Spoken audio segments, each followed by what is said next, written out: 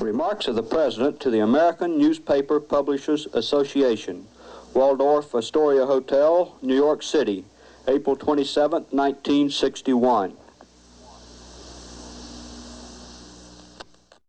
The very word secrecy is repugnant in a free and open society, and we are, as a people, inherently and historically opposed to secret societies, to secret oaths, and to secret proceedings. We decided long ago that the dangers of excessive and unwarranted concealment of pertinent facts far outweighed the dangers which are cited to justify it.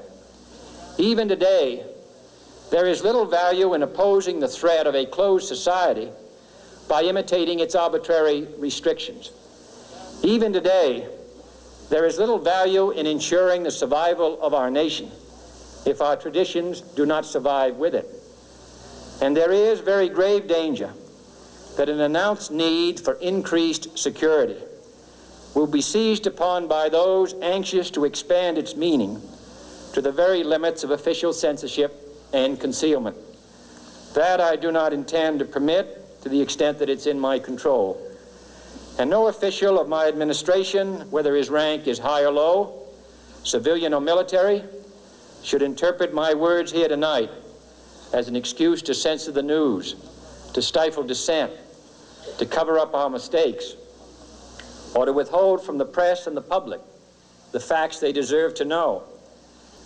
For we are opposed around the world by a monolithic and ruthless conspiracy that relies primarily on covert means for expanding its sphere of influence, on infiltration instead of invasion, on subversion instead of elections, on intimidation instead of free choice, on guerrillas by night instead of armies by day.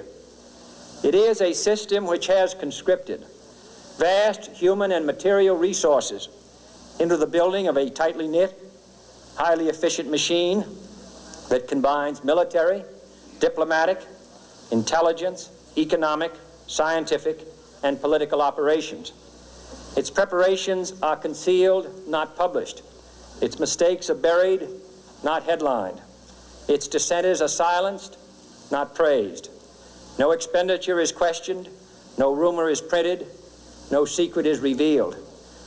No president should fear public scrutiny of his program, for from that scrutiny comes understanding, and from that understanding comes support or opposition, and both are necessary.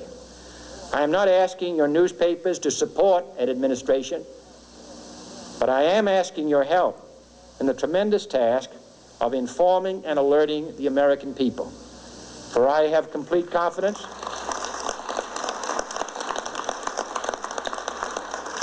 in the response and dedication of our citizens whenever they are fully informed. I not only could not stifle controversy among your readers, I welcome it. This administration intends to be candid about its errors. For as a wise man once said, an error doesn't become a mistake until you refuse to correct it. We intend to accept full responsibility for our errors, and we expect you to point them out when we miss them. Without debate, without criticism, no administration and no country can succeed, and no republic can survive. That is why the Athenian lawmaker Solon decreed it a crime for any citizen to shrink from controversy.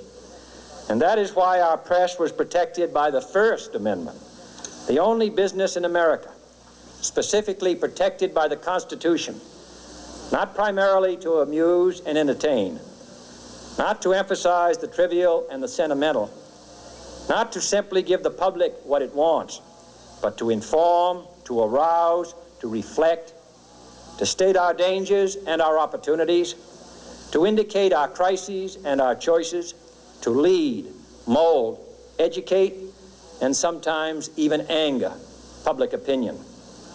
This means greater coverage and analysis of international news, for it is no longer far away and foreign, but close at hand and local. It means greater attention to improved understanding of the news, as well as improved transmission. And it means, finally, that government at all levels must meet its obligation to provide you with the fullest possible information outside the narrowest limits of national security, and we intend to do it.